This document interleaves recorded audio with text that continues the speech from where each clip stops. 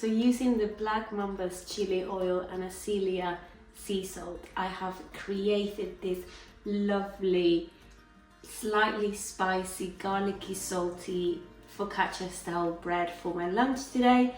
It's a recipe that I have followed. It's very easy to do, and you can actually change the oils that you put on top of the focaccia before you bake it. So today I decided to use the Black Mamba chili oil, and it adds this really lovely hint of spice.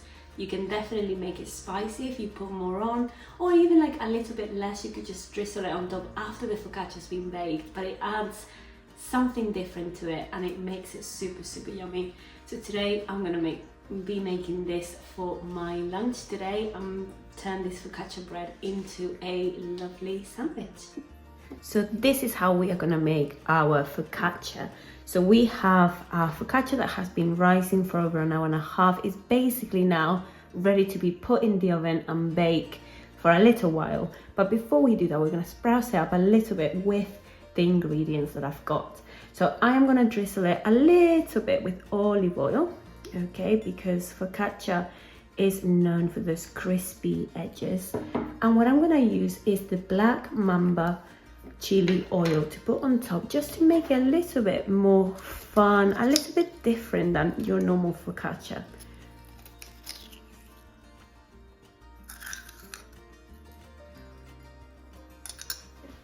Once we're happy with how much chili oil we've got, before we put the salt on top and we bake it, we are going to make those little dents to create some bubbles on our focaccia.